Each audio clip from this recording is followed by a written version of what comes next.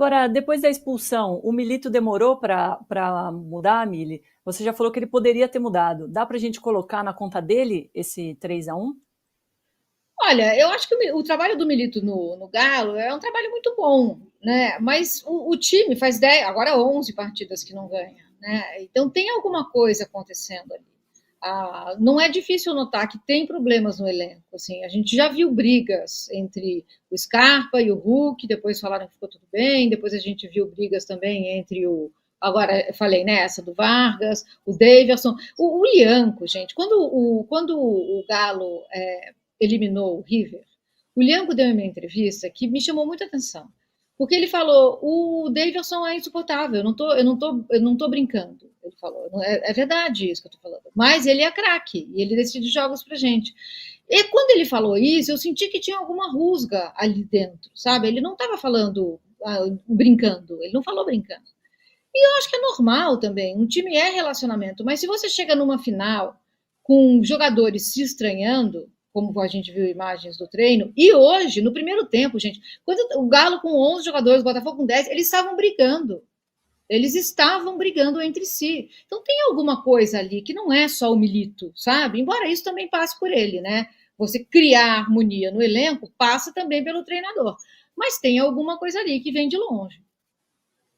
Ele poderia ter feito a substituição antes, Alicia? Sim. Ah, desculpa, você me perguntou isso e não respondi, né? Vai lá, Alice. Eu acho que sim, mas eu acho que assim, quem tem. A gente tem mais expectativa de uma substituição imediata ou mais rápida de quem fica com um a menos. Porque, obviamente, precisa fechar a casinha e tentar se proteger de qualquer forma. Quem fica com um a mais tem um pouco mais de liberdade para você explorar esses espaços com quem você já tem dentro de campo. O que eu acho que foi o problema foi muito mais uma mudança no esquema de jogo. Né? A gente sabe, para usar um exemplo, né, utilizando o Botafogo num momento menos glorioso, quando o Palmeiras toma aquele 3-0 do Botafogo ano passado no Newton Santos, o Abel não faz nenhuma alteração no intervalo. O time que volta e o time que se recupera e faz aquele 4-3 é o mesmo time do primeiro tempo.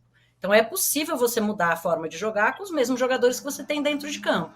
E o Galo pareceu não saber fazer isso. O Milito não conseguiu encontrar esses espaços, e esses espaços estavam lá. O próprio Scarpa, por exemplo, de repente ele não tinha o Gregory no caminho dele, de repente ele praticamente não tinha mais obrigação de recomposição. Ele poderia ter jogado mais enfiado do que ele joga normalmente, e o Galo ficou, como muito bem definiu a Mili, nesse jogo aqui, naquela linha de handball, passando a bola, né, sem conseguir entrar na grande área, sem conseguir agredir o Botafogo com eficácia. No segundo tempo, ele nem muda tanto o esquema de jogo, mas ele muda os jogadores, e aí o Mariano, especialmente por conta do Mariano, faz uma grande partida, e o Vargas consegue fazer o gol. Não vou dizer que ele fez uma excelente partida, porque ele perde 2 gols que poderiam ter feito a diferença na história da partida e na história do Galo.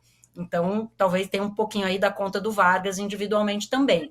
Mas não acho que o problema foi só não mexer nas peças, acho que foi não conseguir encontrar soluções para um espaço que se criou. E aí houve um momento ali no finalzinho do primeiro tempo que você mal percebia que o Botafogo tinha um a menos em campo.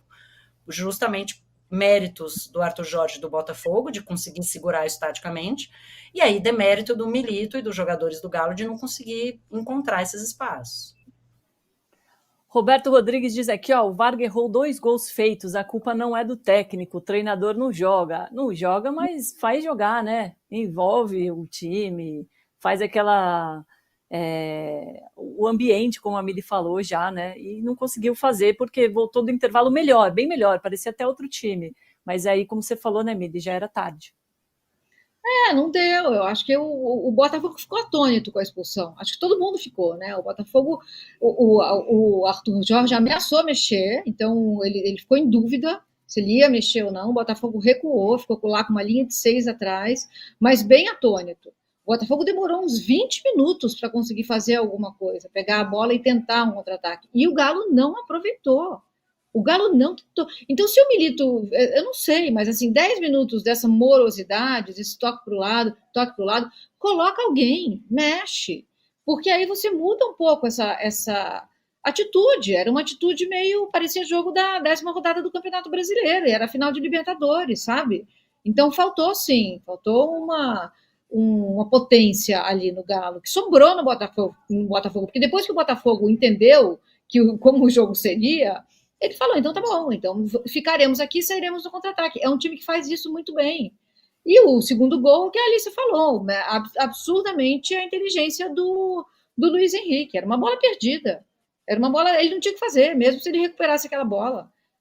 Então ele foi muito inteligente, e o Botafogo fez isso, o Botafogo estava com o coração na ponta da chuteira, o Galo não. Eu tive essa sensação também, Mili. Eu acho que a nosso chat, assim, a galera que está vendo a gente também, porque 95% estão votando que foi um resultado justo, Alicia. Foi um resultado muito justo. E assim, justo pelo conjunto da obra, e aí, né, a final única. Né? Copa, o sistema já é para favorecer, para não necessariamente favorecer o melhor. Né? E a final única, ela realmente pode dar qualquer coisa.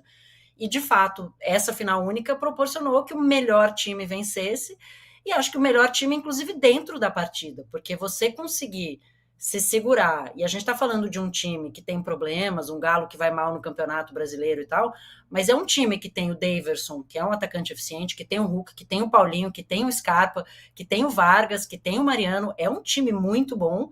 Então, você conseguir se segurar o jogo inteiro com um a menos, esse time foi melhor. Esse time foi melhor, o resultado foi justo, e o Botafogo é um time melhor que o Atlético. O Botafogo é um time melhor do que todos os outros times do continente. Então, acho que nesse sentido, o futebol não é sobre justiça, ainda bem, porque senão seria muito chato, mas fez-se justiça, nesse caso especificamente, porque o Botafogo foi o melhor time da competição, e acho que foi melhor hoje, porque precisou lidar com uma circunstância quase inédita. Né? No caso de final de Libertadores, inédita, você, né, ficar tanto tempo com um a menos. Então, o Botafogo soube lidar com a adversidade, e aí foi engraçado, né, para trazer o fator emocional do Botafogo, né, que virou essa coisa, esse grande fantasma do Botafogo. Nos meus grupos de zap aqui do futebol, já estava todo mundo assim, tá vendo, já tinha 2 caras chorando na hora do hino, aí o Botafogo vai lá, o Gregor é expulso com 30 segundos de jogo, aí o emocional grandão do Botafogo, né, que todo mundo falou depois de vencer o Palmeiras na terça. E de fato foi, o Botafogo, né, olhou o abismo na cara e falou, a gente vai se segurar, a gente vai dar um jeito de ganhar o jogo mesmo com um a menos, e conseguiu fazer isso numa diversidade gigantesca, gente. Assim, você me perguntar, meu time tá jogando, você prefere ficar com um a menos ou tomar um gol com 1 minuto de jogo? Eu prefiro tomar um gol.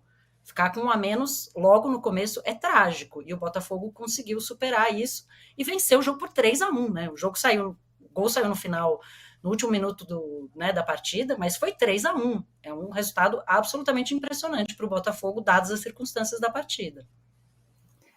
Essa é uma boa dúvida. Você prefere que o seu time tome um gol ou perca um jogador menos de 1 minuto de uma final de Libertadores? Difícil, hein? Eu acho que o botafoguense teria votado no toma um gol. Vamos ver. Mande aqui, chat, que eu estou de olho. Não esquece de deixar o like. Agora, as imagens da torcida, muito impressionante, né? Quero até deixar um beijo para o meu amigo Nelson, que foi de ônibus do Rio de Janeiro até Buenos Aires. As imagens são incríveis. O estádio não estava completamente lotado, mas estava muito, muito cheio, e a festa estava bonita demais. Esse estádio é maravilhoso. E é engraçado ver o estádio do River em preto e branco, né? Porque o estádio do River é vermelho, né? A gente vê esse estádio sempre vermelho. Isso é interessante. Eu realmente não gosto da final única. Eu acho levar a torcida brasileira para um, sabe? É brasileira porque foi, né? Aliás, é o terceiro time carioca que ganha, não é? Foi Fluminense, né? Isso. Botafogo. Flamengo, Fluminense e Botafogo. Primeira vez 3 times da mesma cidade na sequência. E 3 times do Rio. Mas eu achei interessante, assim, vou chutar, tinha 68.700 pessoas hoje nesse estádio aí. Depois, quando sair o público, a gente vê. Mas para ser uma final única, assim, para o que foi, né? Você vai para outra cidade, normalmente são só pessoas que têm condição, né? De pagar para ir para um outro país, na verdade, ver a final. Né? Então, eu sou isso me entristece, eu não gosto disso. Eu acho que o time tem que jogar a final perto da sua torcida, 2 jogos, como sempre foi. Mas para ser uma final única foi muito interessante, porque eu não achei que estaria tão cheio assim, sabe? Eu achei que a gente veria um estádio um pouco mais da metade, assim. Mas não, e a torcida do Botafogo foi em maior número, né? Isso ficou bastante claro quando a gente estava ouvindo ali todo mundo gritar, o Atlético pegava a bola, era vaia, a voz da torcida do Galo era um tom abaixo, então a torcida do Botafogo foi. E o sentimento, a gente viu muita gente chorando, né? Um choro que estava represado, mais ou menos como foi a do Fluminense, né? O ano passado. Muita gente chorando, muita gente assim, é aquele choro que ficou anos, décadas represados, e esses times que demoram para conquistar, tem muito isso que o Adnet falou na abertura, sabe? É para quem também já não está mais aqui. Essa sensação de quem ganha sempre, como o Palmeiras da Alicia, que agora ganha sempre, é muito nítida, assim. É para quem não está mais aqui. É para quem veio a todos os jogos comigo e já não está mais aqui. É para quem me fez botafoguense, sabe? Então me emocionou quando ele falou da Beth Carvalho, porque eu acho que foi uma palavra, foi um grito de ordem muito importante. O Djonga também deu um grito de ordem muito importante. Ele falou fogo nos racistas. Então foi uma abertura bacana, assim, a despeito da cafonice da Conmebol. Mas os dois foram bem. Perfeito. Ai, como é cafona, né, gente? Não consegue. Abertura, assim, em geral, evento de futebol, né? Festa de abertura de evento de futebol, em geral, dá ruim, né? Tem que ser uma coisa muito rápida e tal. Mas, e achei emblemática a fala do Djonga, né? Que é galo até o último átomo, né, do corpo dele, que é uma Conmebol que permite o racismo, que faz um discursinho bem vagabundo de 2 minutos no sorteio da Libertadores sobre racismo, mas deixa o racismo comer solto na competição, ter o cara como o Djonga, né, falando fogo nos racistas na abertura é muito impressionante, e acho que esse grito represado que a Miri falou, ele fez muito com que tivesse tantos torcedores do Botafogo em Buenos Aires. Eu conversei com o Lucas Prata, o Caju, que é meu colega de Sport TV, que é sergipano e botafoguense doente, estava lá como torcedor, estava lá com a sua companheira, com o pai, ele falou isso, tem gente do Brasil inteiro, o Botafogo é uma torcida nacional, e é uma torcida que está ansiando um grande título, né, o Botafogo, o último grande título do Botafogo é de 1995, então se você pensar, pessoas com quase 30 anos não tinham nascido, então tem uma coisa represada de títulos e tem uma coisa de se mostrar e se provar grande, se provar um time nacional. O Galo é um time gigantesco, mas é um time cuja torcida está muito concentrada em Minas Gerais e ali nas proximidades. O Botafogo não. Eu moro em Brasília, para quem não sabe, a torcida do Botafogo aqui é imensa, imensa. Eram fogos aqui o dia inteiro, né? Coisa que você, quem mora em São Paulo, você não tem torcida do Botafogo, mas no resto do Brasil tem. E isso ficou muito claro, e acho que esse título consolida o Botafogo, né, nesse panteão dos grandes e dá essa alegria de que estava sendo esperada há tanto tempo. A gente vai para o intervalo na TV, mas aqui no YouTube você sabe que a gente continua, a gente vai aproveitar para as mensagens, que tem muita mensagem legal aqui, hein? Eu tenho que fazer uma pausa para a gente ir para o intervalo na TV. Acho que deu, né? Eu estou aprendendo, é a primeira vez que eu faço isso, gente. Então, vamos embora. Deixa eu contar um bastidor aqui. Eu sempre trabalho de manhã, né? E agora eu tô fazendo as lives à noite. E aí eu fui num rodízio de sushi vegetariano. E a sede que eu tô, gente. Eu tô desesperada. Não sei se estou fazendo tentação. Não pode. Aprendi a lição. Para amamentar, você tem que estar hidratada para amamentar, amiga. Tem que beber água. Não vá num rodízio de sushi antes de trabalhar. Fica aí a dica. Muita gente mandando mensagem aqui. Obrigada demais. Amei. O Cláudio Alcover manda aqui, só falta o Vasco. E aí, Vasco, 2025 será você? Anderson Santos, ganhamos com 10, imagina com 11. O Learn Football and Speak in English falou aqui, ficar com 1 a menos foi para o jogo ser equilibrado, senão seria covardia. E a revisão de conformidade, só Nick é impressionante hoje, falou que a maldição foi quebrada, desde Mané Garrincha o Botafogo só pipocava. Vocês acham que mudou o patamar do Botafogo com esse título ou o Botafogo já estava numa prateleira dos grandes? Eu acho assim, acho que o Botafogo sempre foi imenso, né? Porque eu não consigo olhar o futebol e olhar para um time porque ele ganha título ou não ganha título. Aí eu vou dar de Fernando Diniz aqui, gente. Para mim, o Botafogo de Nilton Santos e Garrincha... Para mim, esse Botafogo, da camisa mais bonita do mundo, do escudo mais bonito do mundo, sempre foi uma imensidão. Não, na Série B é uma imensidão, se fosse para a Série C seria uma imensidão, voltaria. E escrever essa história, é claro que não fica dúvidas, né? Mas da maneira como eu vejo futebol, sempre foi. Estamos de volta? Ainda não. Estamos de volta. 10 segundos. Vamos fazer a contagem. 10, 9. Eu vou pegar esse tempo. Fazer igual aquela da Comebol, com as pessoinhas mudando os números. Voltamos! Estamos de volta na televisão e também no YouTube. Se você está assistindo a gente no YouTube, manda aqui seu comentário, o que você achou dessa final, e não esquece de deixar sua curtida. Se você está na TV, você entra lá no nosso Instagram e segue a gente, que é bom também. Vamos falar um pouquinho do Textor, porque várias mensagens aqui do nosso chat falavam sobre ele, né? Porque é quase uma imprensa versus Textor agora, né? Que é bom demais esse discurso.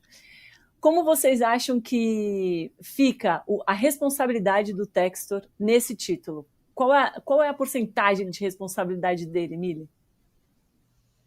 Eu não sei uma porcentagem. Eu acho assim, é claro que ele pegou um Botafogo vindo da Série B, né, e fez o Botafogo ser altamente competitivo nesse nível que a gente está vendo. Acho que a gente não pode deixar de analisar que, assim, com que dinheiro, né, que isso está acontecendo. As empresas dele estão com um rombo de 3 bilhões de reais.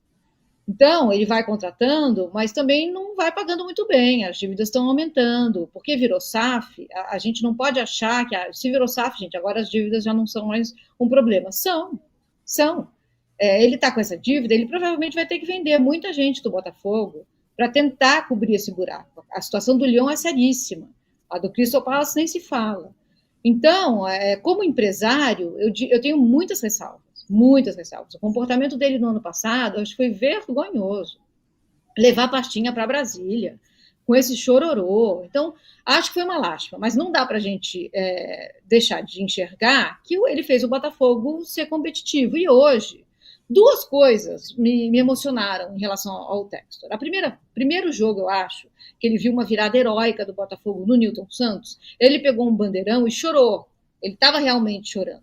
Ali eu pensei, talvez esse cara, como grande empresário, seja impactado pelo amor que é um time de futebol, por esse circuito de afetos que é você amar um time.